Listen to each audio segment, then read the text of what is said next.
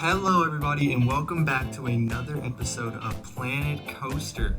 Now, in today's episode, we have a very important task to complete. We need to put in another coaster, and we need to research a couple other things and make sure we put in an information booth. So we have a lot on our hands. I did do a couple of things off camera. I went in and added a bit of scenery to the food court. And most importantly, I did this. Episode, I left it with no scenery. But I thought what I might want to do is I wanted to make this a little bit castle-y, because this kind of reminds me of a royal palace type theme. And so I just got to work on that idea, and I just love the way it's turned out. I think it fits the theme very well. And yeah, so this is the finished product. It took me a couple of hours to make. It was very difficult, but I got through and finished it. I want to see if I could see by someone's eyes. We'll do this guy, and we'll see. Let's play. And this is it. If you'll just walk through the scenery. I didn't put anything in the queue inside. I just made it plain and simple a walkway. But don't tell me the ride just shut down. Do not tell me the ride just broke down. Come on, round the corner.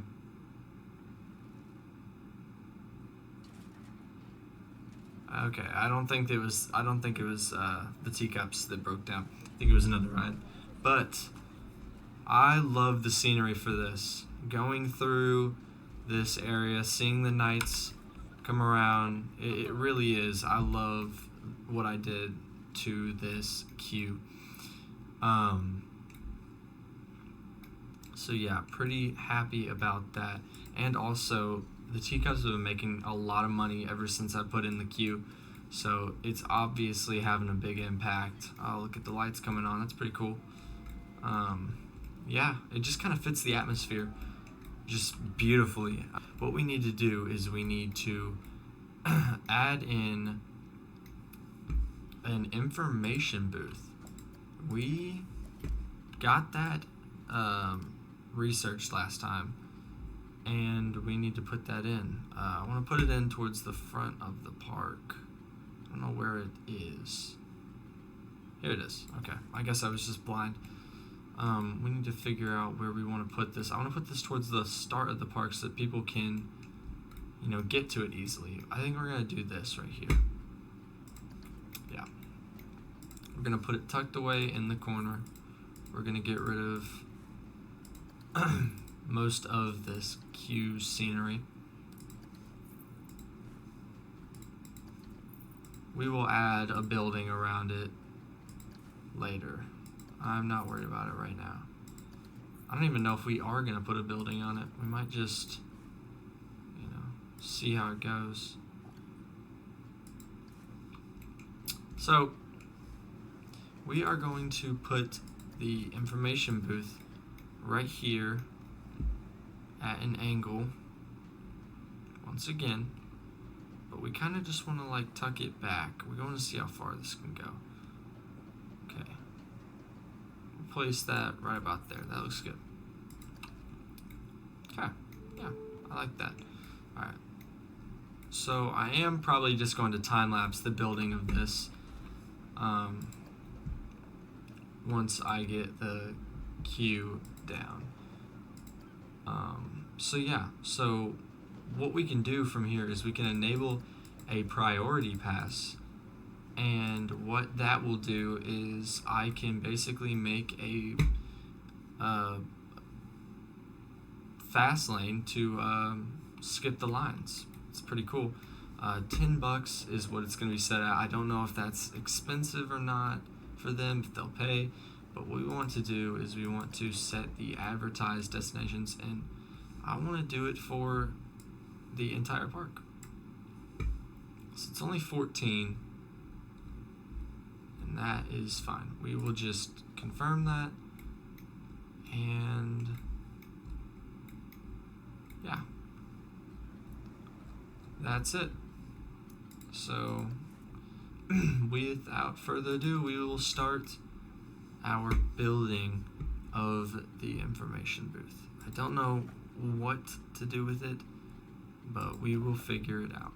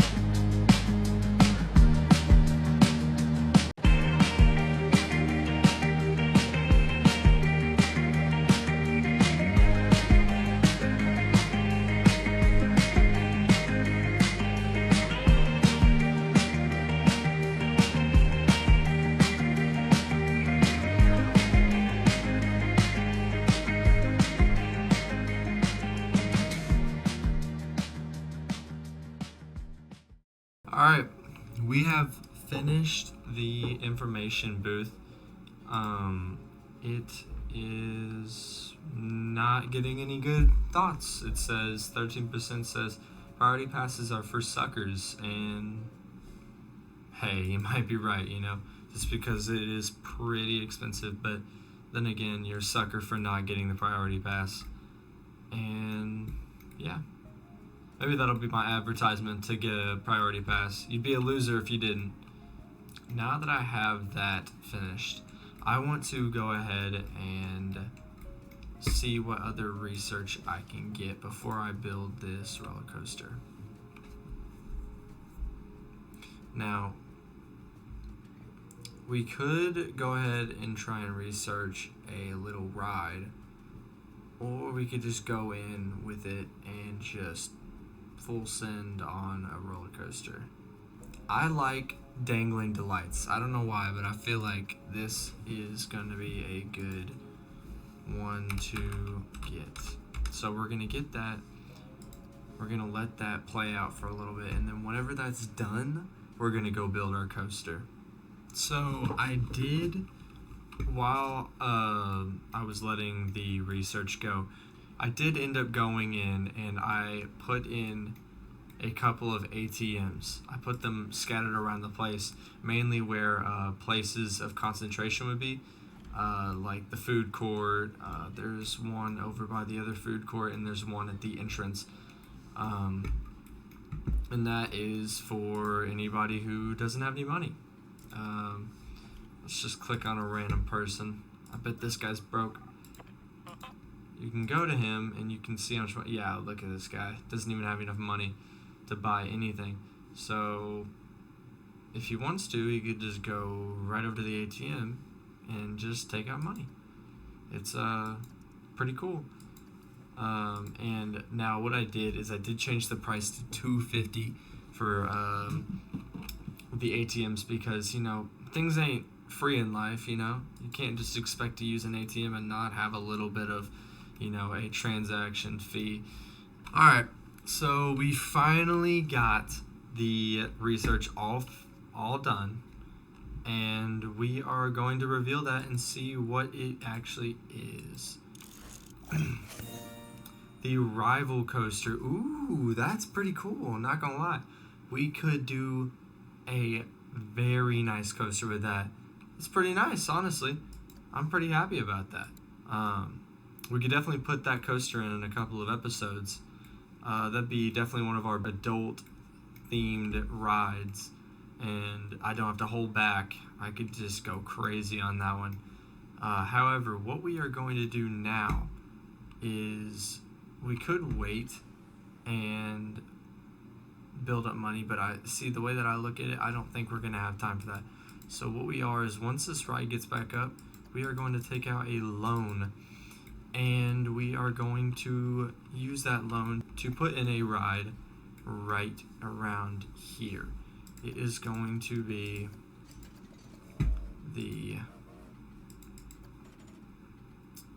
this one, the Hop the Gaps coaster. We don't have to take out much money since it's very cheap. It's only $360 for a track, which is really weird. It shouldn't be like that. You know, it's crazy. We don't even have to get out a loan. I was thinking about buying a loan, but we don't need it. We really don't. Here's what we're gonna do. We are going to put that in right around here. Yep, right there. So we can go in and look at this track. I don't really know what Hop the Gaps is going to do. It might have, naturally what you'd think was that it would give the illusion that it's jumping a railroad track, but I don't know what this coaster would even imply. I don't know what to do with it, but we'll just see. Hello guys, this is Kodo. So sadly, there was a problem with the recording of my audio. It all got corrupt, so for the rest of this video, on any major parts, we are going to be doing a voiceover, just explaining my thoughts and what I wanted to be doing and what I was thinking basically while building this. So I'm very sorry that this happened, and I will try to work on it and not have it happen in the future. So we started with a little incline on the opening hill, and what we wanted to do was drop it down and make it a little curve to pick up some speed going on the downhill. We did a little bump for some airtime, and then after that we wanted to just like take it around, do a little like loop-de-loop, like a helix. What I did notice on this ride was that it doesn't have a lot of speed. It really kind of goes at a steady pace because it is a kid's ride, so I didn't know really what I was expecting from this. I tried my best though with trying to make it entertaining for kids and making sure that the ratings on the ride is good. So I just kind of made sure that there was a lot of hills and loops. And honestly, upon watching it back now, I did notice that it kind of just reminds me of a minecart chase. It feels like it's going through like a mine shaft, and maybe I might theme it like that. Maybe build a couple of maybe build the queue like a mine, or maybe the ride, we might build a mine around it. But I just wanted to snake it around and make it nice and short. I needed to think that it was a kid's ride. So let's just go ahead and watch this.